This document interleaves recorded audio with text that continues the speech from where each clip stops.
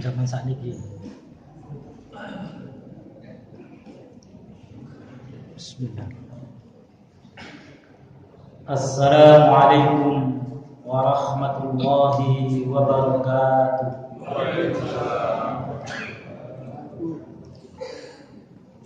Innal hamdalillah nahmaduhu wa nasta'inuhu wa nastaghfiruh wa na'udzu billahi min shururi anfusina wa min sayyiati a'malina. May yahdihillahu fala mudilla lahu wa may yudlilhu fala hadiya lahu.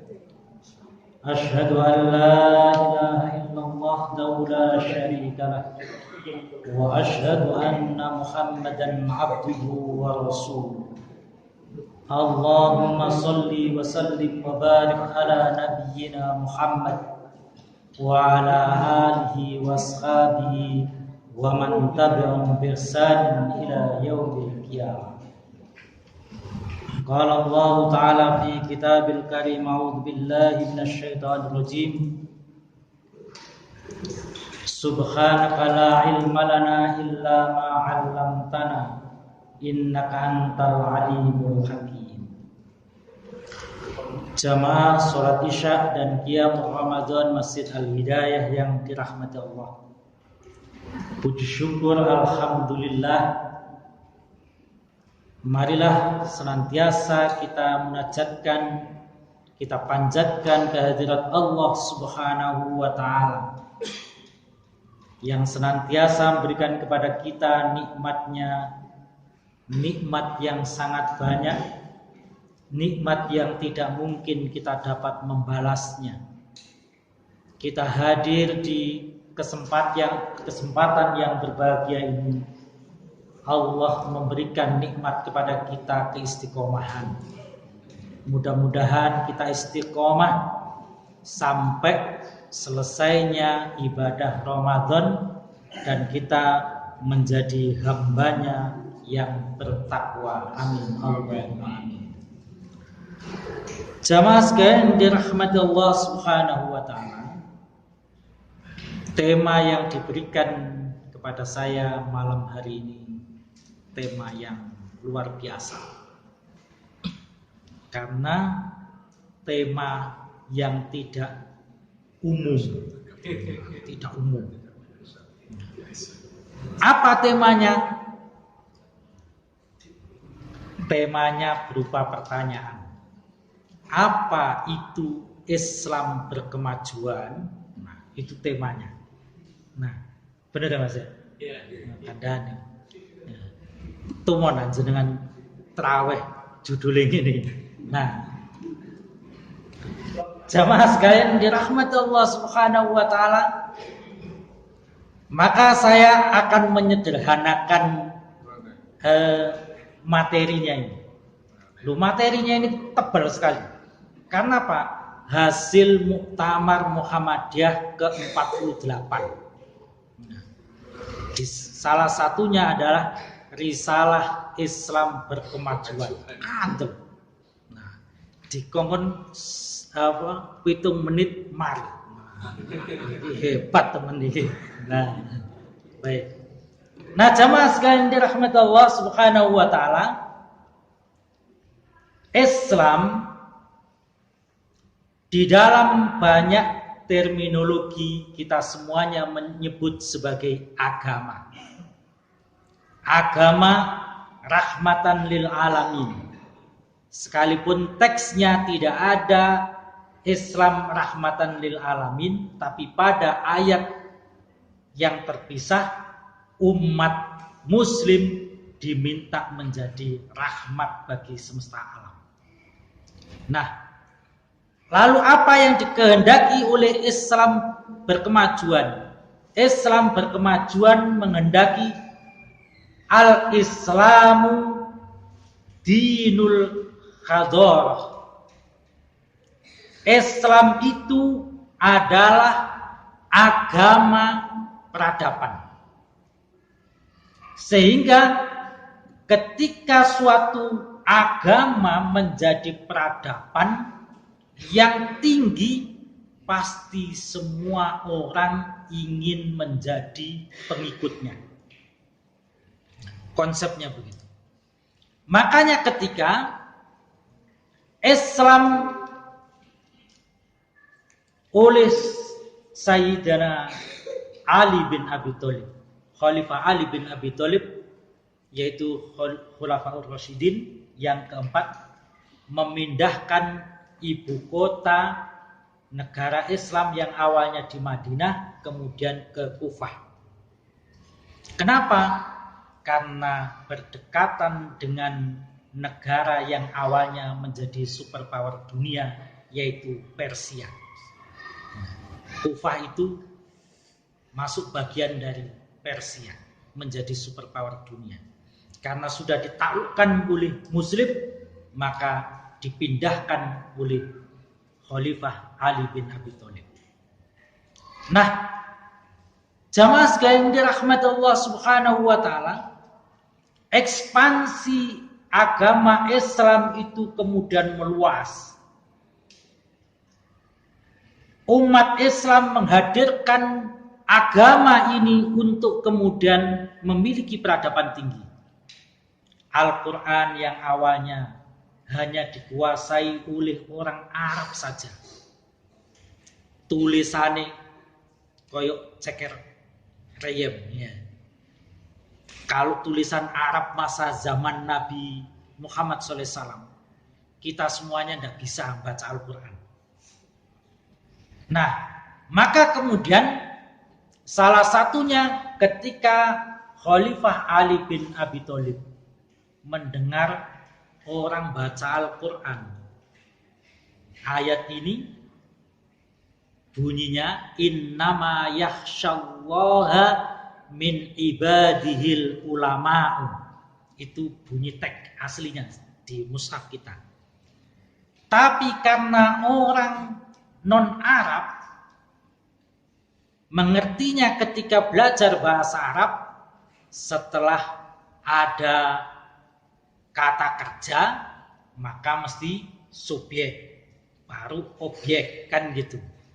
Nah, maka kemudian karena Al-Quran tidak ada harokatnya, orang itu membaca innama yakhshallahu min ibadihil ulama'a. Apa bedanya? Baik, saya terangkan bedanya.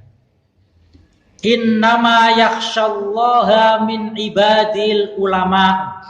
Teks aslinya mushaf. Bahwasanya hanya para ulama lah yang takut kepada Allah.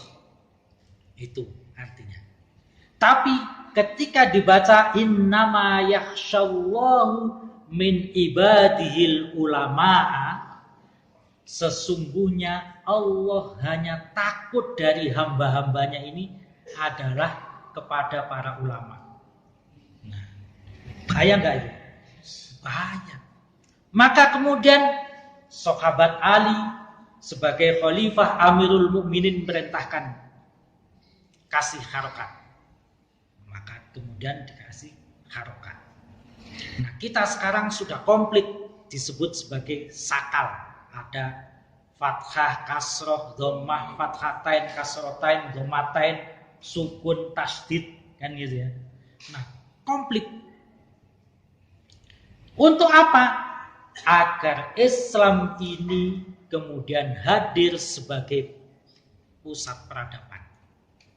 Maka kemudian oleh khalifah berikutnya dilanjutkan semua hasil penelitian ulama-ulama atau cendekiawan pada masa silam, yaitu pada zaman superpowernya Yunani, Romawi, Persia, semuanya harus diterjemahkan ke dalam bahasa Arab. Besar-besaran karya itu diterjemahkan ke dalam bahasa Arab. Kenapa? Untuk supaya Muslim dapat belajar menghadirkan peradaban ini untuk dunia. Maka hasilnya kemudian semua mencatat abad ke-8 Masehi, Islam sudah menjadi superpower dunia. 2/3 bumi ini dihuni oleh Muslim. Dan tidak hanya itu, semua negara ketika Islam hadir, mereka kemudian menjadikan bahasa Arab sebagai bahasa sehari-harinya. Beberapa negara kemudian menghilangkan bahasa daerahnya. Apa? Suriah, Sudan, Mesir, Palestina, Iran, ya, Persia, lalu kemudian sampai Andalusia. Baru tahun 1285 Masehi, ketika Abbasiyah runtuh, maka kemudian bangsa yang ada di Spanyol, mereka menggerakkan untuk nasionalismenya. Kita tidak harus lagi menggunakan bahasa Arab sebagai bahasa percakapan sehari-hari. Kita kembali ke bahasa nasional kita. Demikian pula Persia, yaitu sekarang Iran. Nah, jamaah sekalian dirahmati Allah, maka kehidupan kita, setiap orang zaman kita semuanya, karena superpower dunia itu Eropa, Amerika, bahasa Inggris. Kira-kira tanya kula tanglet kalian jenengan, mungguhe panjenengan niki sakniki keren pundi saged basa Arab kali basa Inggris? Halo, langsung jawab datang. Pasti sampean ono wong ngomong bahasa Inggris keren banget. Nah, kenapa? Itu bagian dari superpower dunia. Nah, jamaah sekalian dirahmati Allah, maka Islam berkemajuan adalah dinul hadar, agama yang harus membentuk peradaban, dan itu harus terus-menerus diperjuangkan.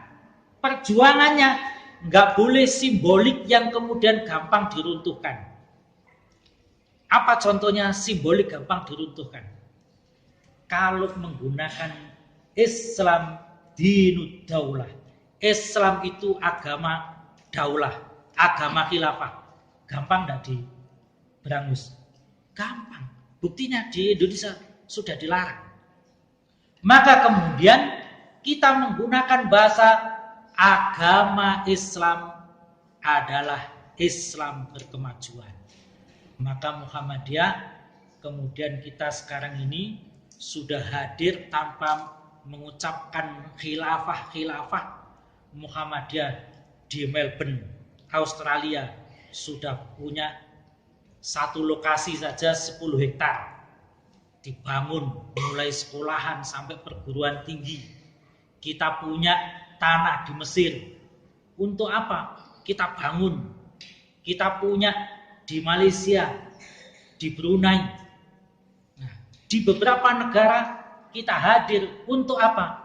Bahwa agama ini harus menghadirkan peradaban, dapat dicontoh, maka kemudian kita harus berproses, kemudian tidak menggunakan simbolik yang itu kemudian rentan untuk dimatikan. Karena apa? Hadar itu proses. Nah, tapi harus punya ciri Islam berkemajuan itu. Apa cirinya? Yang pertama, gerakannya semuanya harus didasarkan atas tauhid atau al-mabniyu ala tauhid. Maka ciri gerakannya adalah semua ditopang oleh akidah tauhid yang kuat. Jangan sampai kemudian umat ini kemajuan teknologinya tinggi tapi kemudian rapuh dalam tauhidnya. Nah, sekarang ini Bapak-bapak, Ibu sekalian, di Surabaya ini, ya, semakin hari, semakin tahun ini persentasenya, angka pernikahan itu turun. Banyak muda-mudi sekarang ini nggak mau menikah. tapi seneng kawin. Ya, gak bahaya tadi. Ya, bahaya.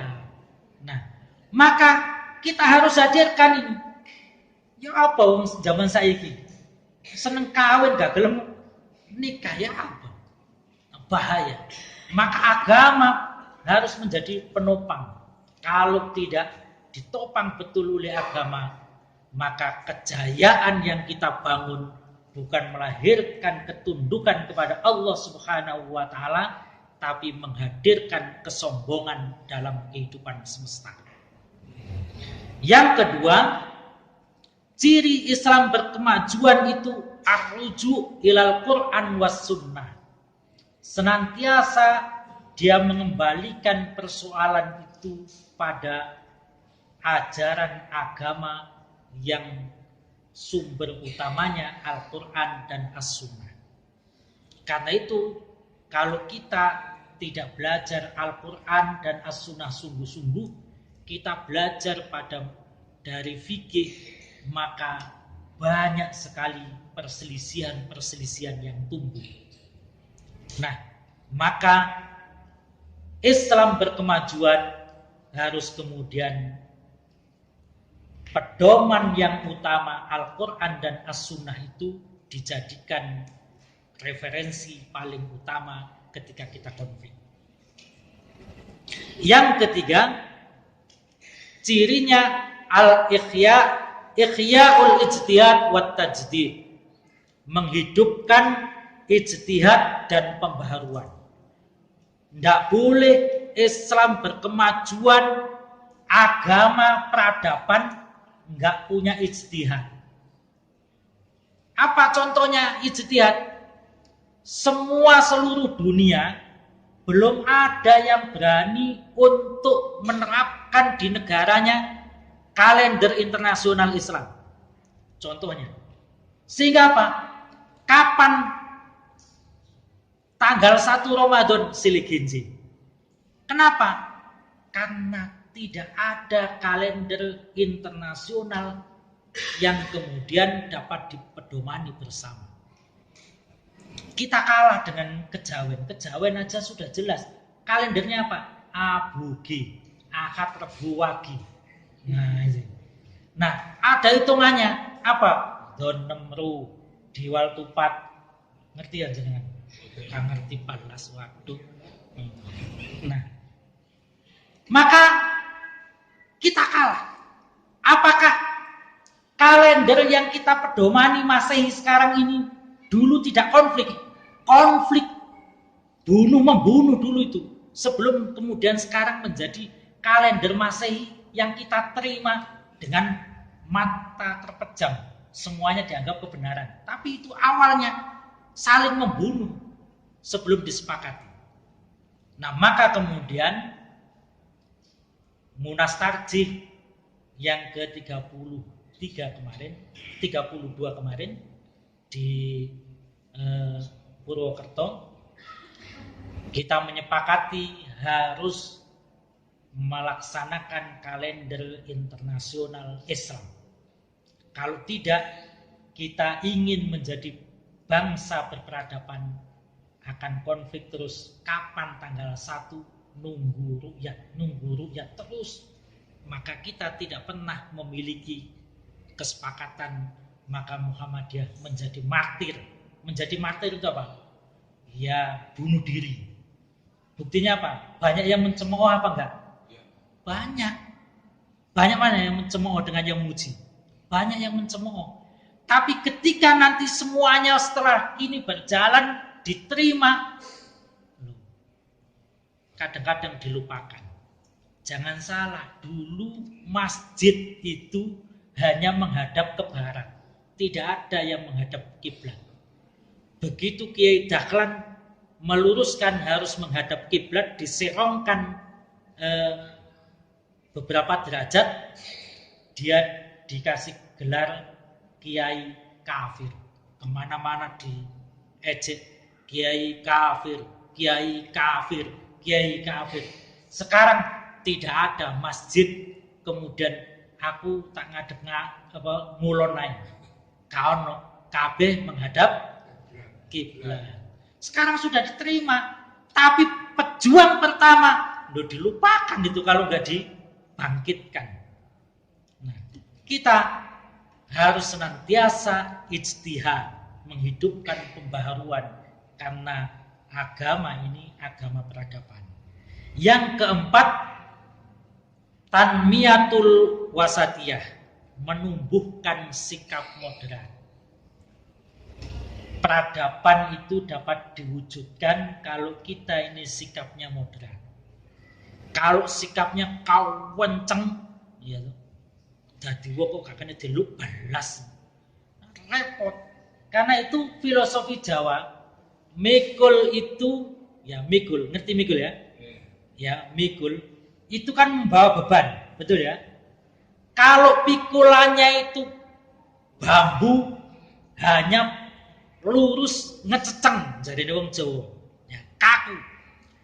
Kira-kira di pundakin jenengan melindes, sakit. Ndak akan bisa merasakan kecuali sing tahu ngarit. Nah, itu.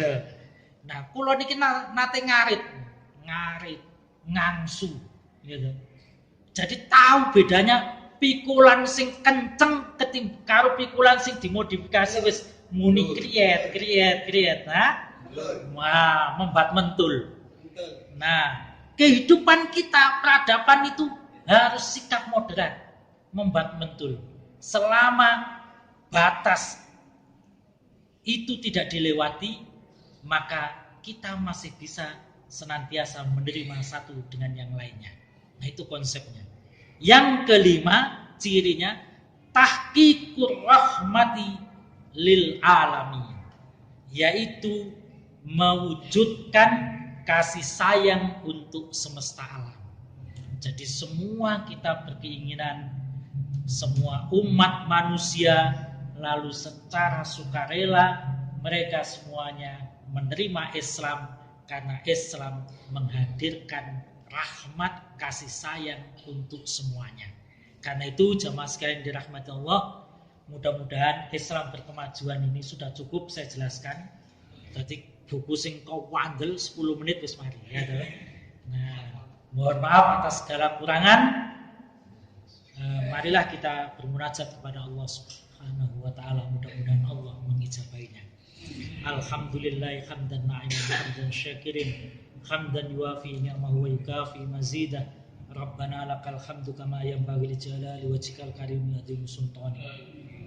Allahumma shalli wa sallim wa barik ala nabiyyina Muhammadin wa ala alihi wa ashabihi wa man tabi'ahum bi ihsanin ila yaumiddin. Allahumma inna nas'aluka ilman nafi'a wa amalan mutaqabbala wa rizqan wasi'a wa darajatan 'aliyah wa khitan thayyibah wa qarribna minal jannati wa ba'idna 'anha. Allahumma ansurna wansur ikhwanana al-muslimina fi ayyi makan, khususan ikhwanana fi Filistin ya Allah. Allahumma ansurna wansur ikhwanana al-muslimina fi Filistin ya Allah. Ighfir lahum ya Allah, ighfar lahum ya Allah, birahmatika ya arhamar rahimin. Rabbana atina fid dunya hasanah wa fil akhirati hasanah wa qina adzabannar. Subhana rabbika rabbil izzati amma yasifun wa salamun alal mursalin walhamdulillahi rabbil alamin. Mohon maaf atas segala kekurangan. Assalamualaikum warahmatullahi wabarakatuh.